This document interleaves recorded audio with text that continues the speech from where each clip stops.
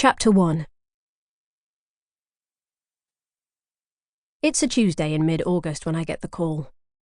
Ben has kept me up half the night and I've come to the office with his lunch bag, pureed carrot and ricotta, Marmite soldiers, Peppa Pig yogurt, while he's at nursery with mine, tuna bean salad and fizzy water.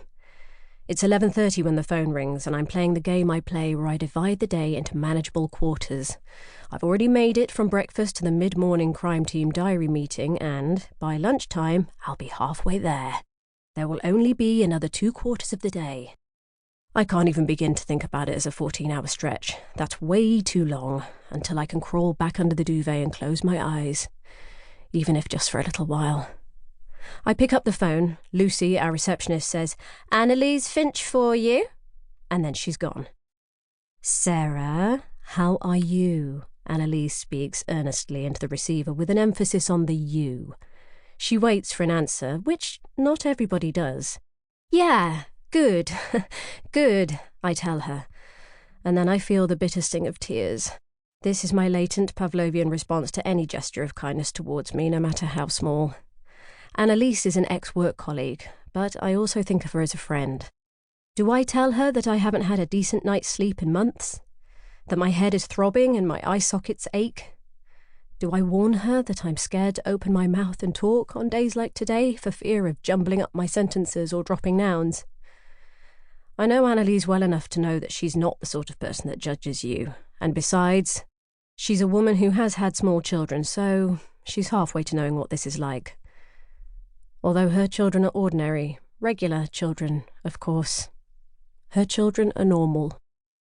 I wonder, fleetingly, whether I will ever be able to think about another woman's ordinary, regular children without feeling overwhelmed with grief and pain. "Sarah," she asks, "are you still there?" "Sorry. Yes," I tell her. "How are you? It's nice to hear from you." And it is.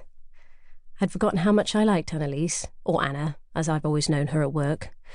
She's a family lawyer. She gets called a divorce lawyer, but that's not really what she does. She deals with child custody, mostly specifically public law cases, the ones where there are child protection issues and the local authority want to take the child away.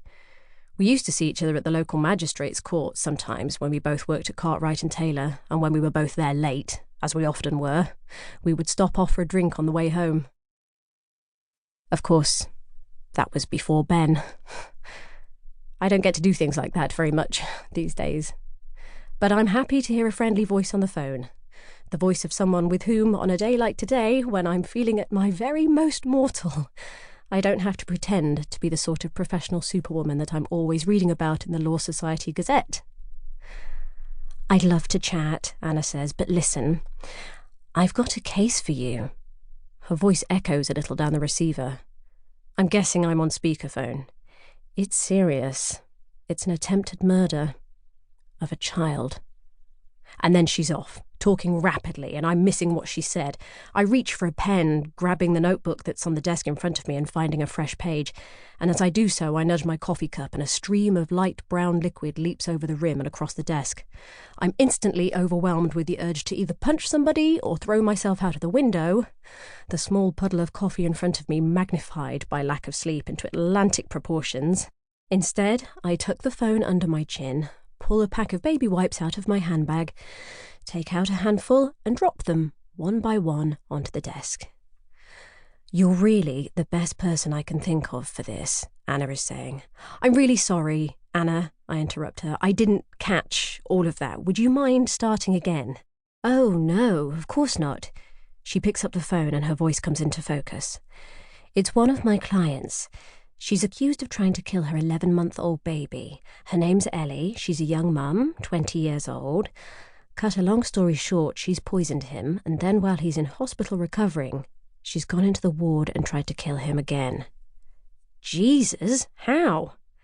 "He was on dialysis after his kidneys failed, and she pulled out the tube, the line, they call it, that took the blood out of his body and into the machine, and of course the machine just kept pumping the blood out of him.